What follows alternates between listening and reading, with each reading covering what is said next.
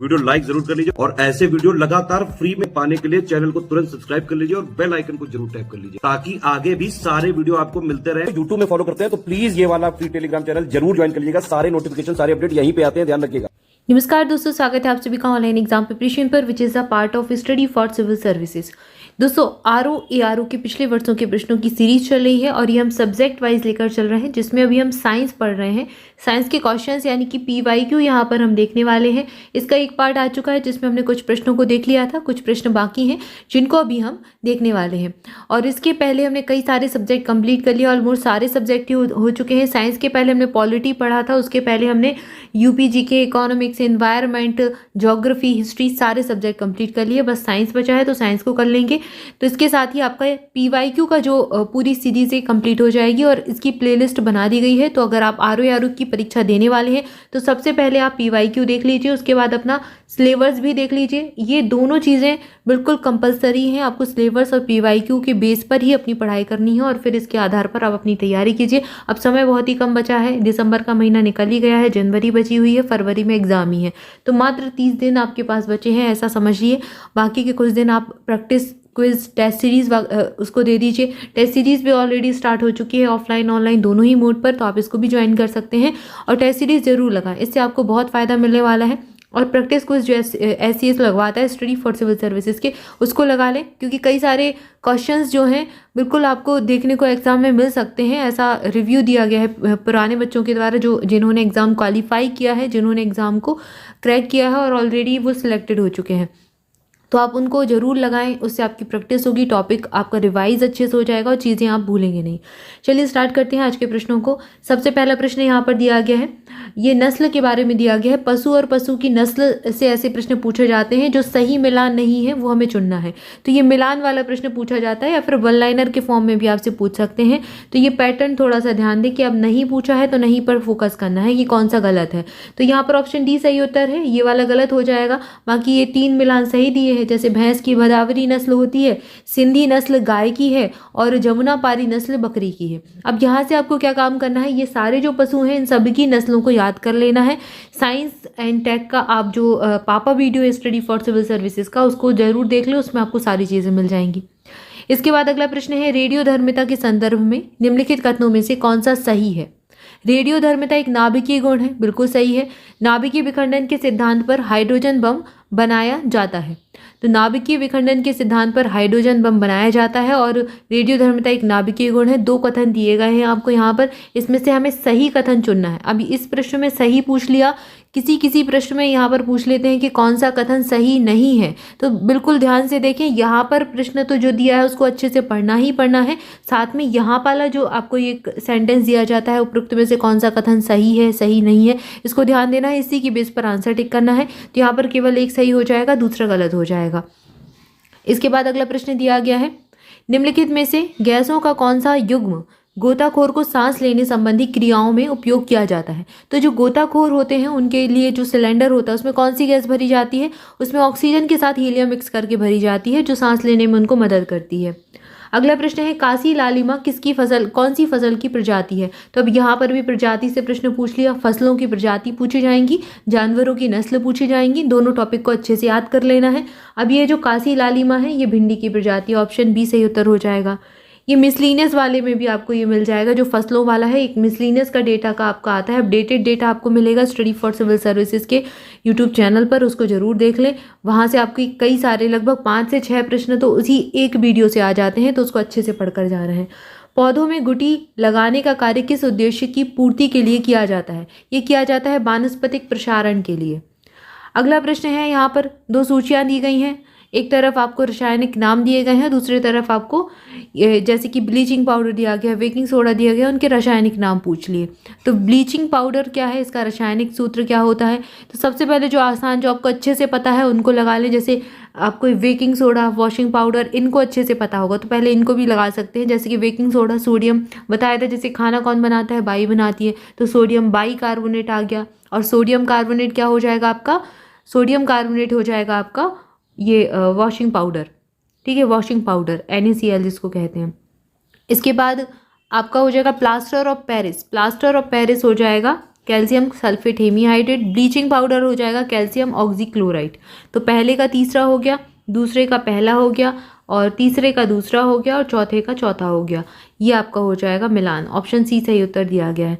ठीक है, तो दो चीज़ें तो बिल्कुल याद रखें, बेकिंग सोडा, वॉशिंग पाउडर, ये बार बार एग्जाम में पूछे गए हैं, तो उनको अच्छे से याद कर लें, इनके रासायनिक सूत्र भी याद कर लें, नाम भी याद कर लें।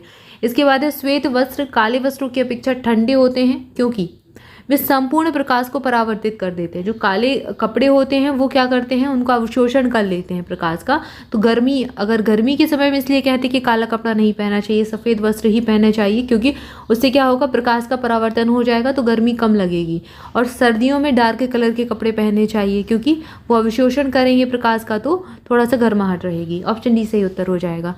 अगला प्रश्न है, निम्नलिखित को उनकी खोज के अनुसार कालक्रम के अनुसार व्यवस्थित करना है। दो सूचियां, यहाँ पर सूचियां दी गई हैं, जैसे ट्रांजिस्टर, डायोड, एसएमडी और इंटीग्रेटेड परिपथ आईसी। तो इनमें कब कौन सी की खोज की गई, कब क्या आया, ये बताना है। तो सबसे पहले डायोड आए, उसके बाद ट्रांजिस्टर आए। अब ये आपको कैसे पता होगा, जैसे अगर आपने कंप्यूटर पढ़ा है तो कंप्यूटर की पीढ़ियाँ पढ़ी होंगी।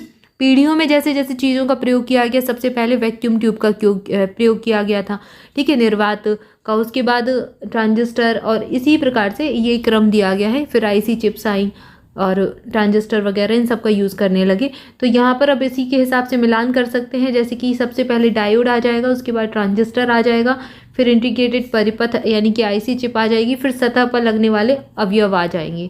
तो ये थोड़ा सा आप एलिमिनेट करके अगर थोड़ा सा दिमाग लगाएंगे तो ये वाले प्रश्न भी बन जाएंगे।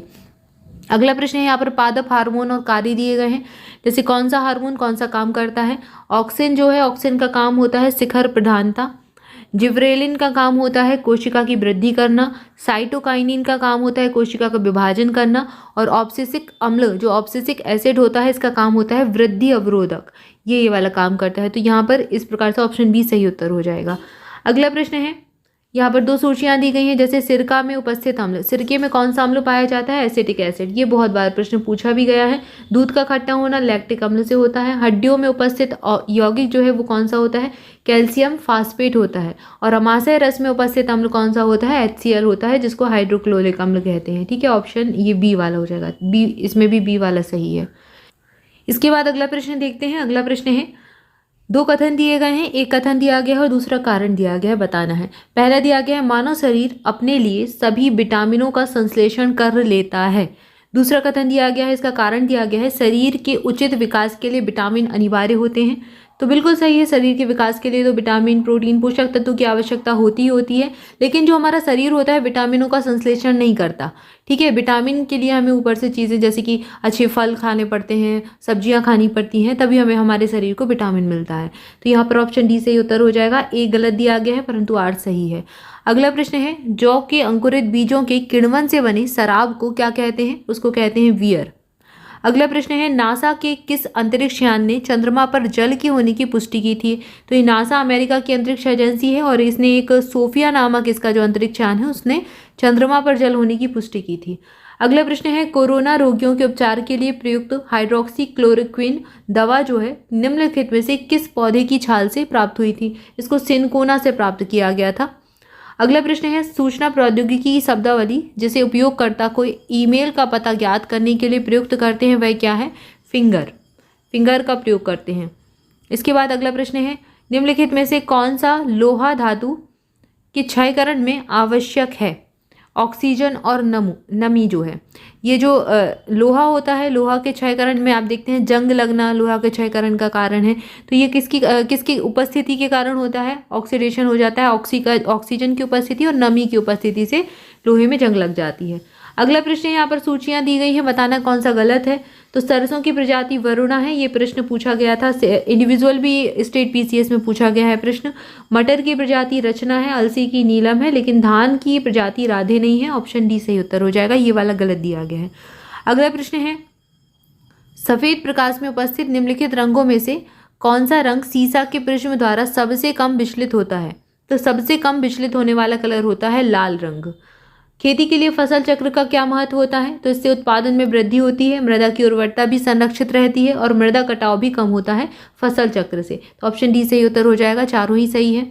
अगला प्रश्न है, निम्नलिखित में से कौन से सूक्ष्म जीव जैव उर्वरक के रूप में प्रयोग होते हैं। साइनोबैक्टीरिया जो होता है इसका यूज़ करते हैं हम जैव उर्वरक के रूप में। निम्नलिखित में से कौन सा पदार्थ पृथ्वी पर प्राकृतिक रूप से पाया जाने वाला सबसे कठोर पदार्थ है?